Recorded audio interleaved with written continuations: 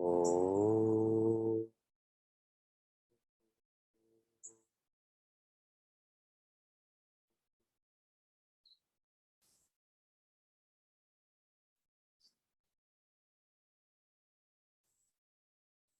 Oh.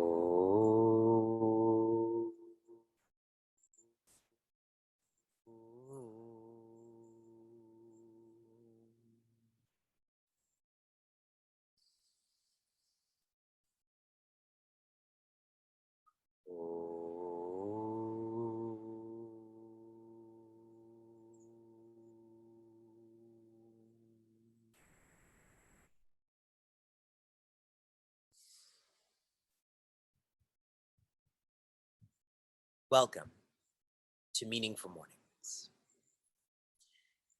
I saw a t-shirt the other day that said, 2019, avoid negative people.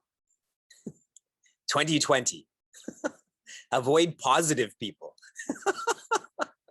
I think the reference is positive in terms of infection. 2021, avoid people. We've been avoiding people so long, we don't know how to be with people anymore. This is just a casual t-shirt. The way I would plan for 2021, and we only have a few months left, is to understand people. And one of the prayers that we chant generally, we may not know the meaning, Ma vidvishavahai, which means, may we understand.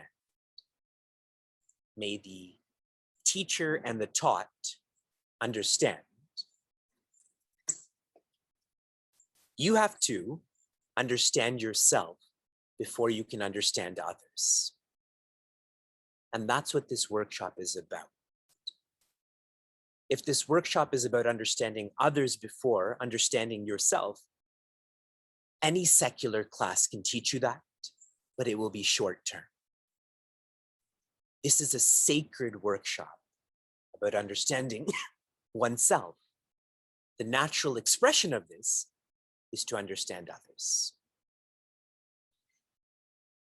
On the sense of prayer, one of our long-time Meaningful Morning participants, she is having a knee surgery this morning. So she's not joining us right now, and she asked that we all pray for her. So everyone close your eyes, feel that understanding of yourself, and radiate a healthy body and a happy mind to her.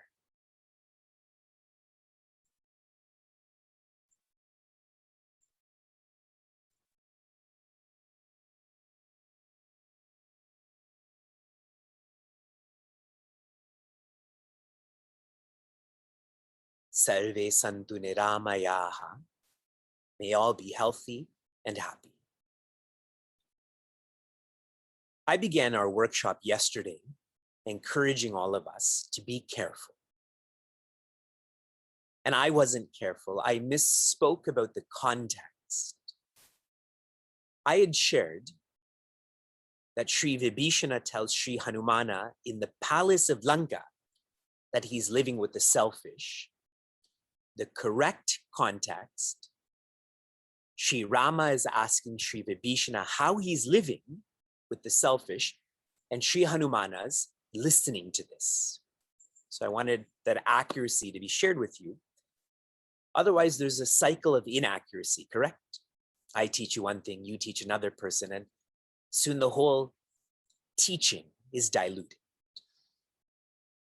The main point being, be careful. Be careful as we complete chapter 2 and continue with chapter 3.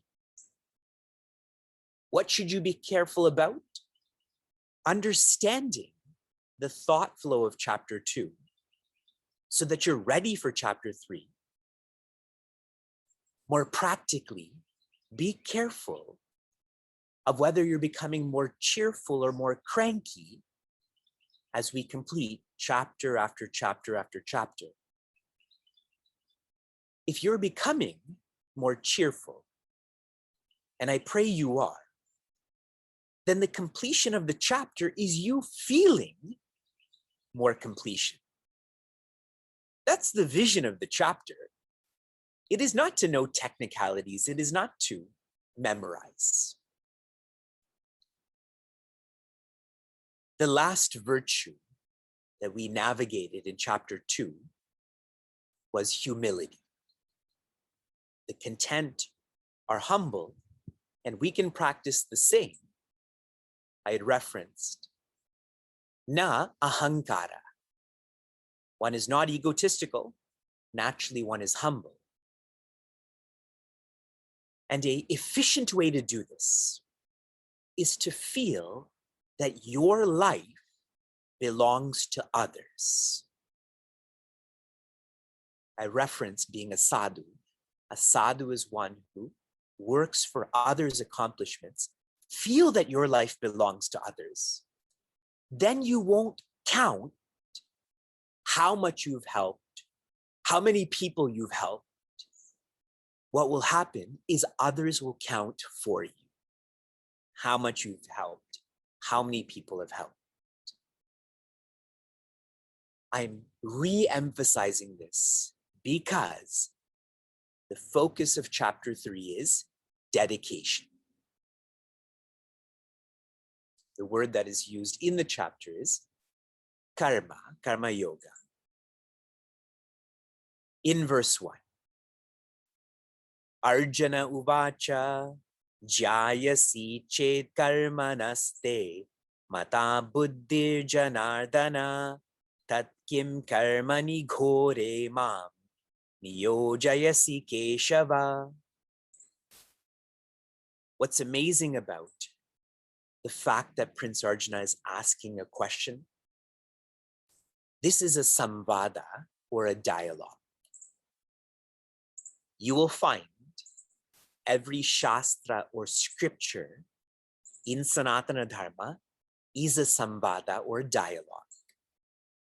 Whether the Upanishad or Ramayana, in this case, Bhagavad Gita. And why this is important to note, this shows that this is a subjective science. Many of us, subjective is a technical term. The point is, this science has to be personalized. You have to have a guide you can relate to. That guide has to relate to you, and that becomes more amplified through a dialogue. Prince Arjuna, he asks Sri Krishna, Janardana, that is Sri Krishna, Mata, in your opinion, Karmanaha and Buddhihi, there's a jayasi, there's a superiority. In other words, Sri Krishna, you feel that Buddhi is superior to karma. In other words, Sankhya Yoga is superior to Karma Yoga. And he especially feels this because the end of chapter 2 was on being vast. The word I used yesterday was peace. So this is what he's presenting to Sri Krishna. He's analyzing his teachings. Tat kim karmani ghore ma niyojasi. O Keshava, then why are you encouraging me to engage in action? And that too, this intense, this destructive, this awful action. And what this shows about Prince Arjuna is that for him, the person is superior to the purpose. That really is a sign of attachment. To him, Pandava is superior to Dharma. When one lives like this, they become selective in their understanding. Your kids tell you you have select hearing, correct? You tell your kids that too. It is because of attachment. And I've repeatedly shared what is superior to the person is the purpose. What is superior to the purpose is the presence. Even superior to Dharma is Sri Krishna. Prince Arjuna asks the exact same question, but now he's looking more for a solution or for an answer. Verse 2. Vyamishreneva vakyena buddhim mohoyasiva me tadekam vada nischitya yena shreyoham apnuyam. The first line. Vyamishreneva vakyena. Mishra means mixed. Vakya, your words. It's as if your words are mixed. Prince Arjuna feels that Sri Krishna is mixing up Karma Yoga and Sankhya Yoga. Buddhim moha yasiva me, my intellect is becoming more moha, more confused. This is what Prince Arjuna presents to Sri Krishna. He's come to Sri Krishna to have less moha, but now he's feeling there's more moha. I think a lot of you can relate to that in meaningful mornings. You come for clarity, you leave confused, but you're addicted. So you come back again and again and again. You know what this shows about Prince Arjuna and our personalities? Whenever we have a vice, we project it onto others. Who's confused here, Sri Krishna or Prince Arjuna? It is Prince Arjuna, but he's saying, Sri Krishna, I think you're confused with your teachings. But Prince Arjuna is not arrogant. He is a disciple. So the second line is most lovely and powerful. Tat ekam vada nischitya. Speak what is one and decisive. In other words, tell me decisively, not in a mixed way, but in a clear way. Shreyaha aham apnuyam. What is best for me? Shri Krishna, tell me decisively what is best for me. And this verse is really another reference to how the teachings of Srimad Bhagavad Gita began, when Prince Arjuna shares with Shri Krishna that I am your disciple, now guide me decisively. He's saying that again. Some analysis into this. Prince Arjuna knows that clarity will lead to contentment. Nischitya, clarity. Shreya, contentment. That's why he's asking for this. However, Prince Arjuna does not want to work for this. And if one is not working, then one will not be prepared for this. After clarity comes conviction. After conviction comes confidence. After confidence comes contentment. He just wants contentment without the confidence, conviction, and clarity.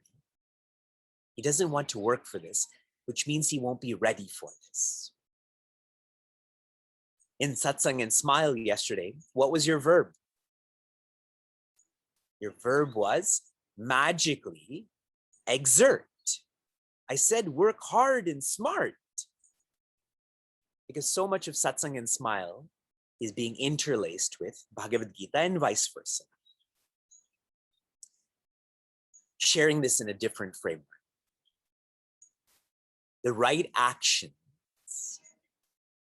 that is Karma Yoga, will naturally lead to the right Atma, which is Sankhya Yoga, which will naturally lead to the right Ananda, which is contentment. But one cannot go from right action to right Ananda. In between, there has to be right Atma. In his selective understanding, which really is misunderstanding, he can't follow the sequence. People who don't want to work hard don't want to follow a sequence, correct? They always feel they're an exception. And because of that, they never feel exceptional. Karma Yoga is the beginning of the path. Sankhya Yoga is the end of the path. There's no demarcation. This is the beginning and this is the end. They simply naturally become each other. One has to begin with the beginning and end with the ending. If you read yesterday's How We Practice, this is very systematically shared. Everyone's relating to Kansarjuna's question. Reflect on this. Shri Krishna will answer tomorrow.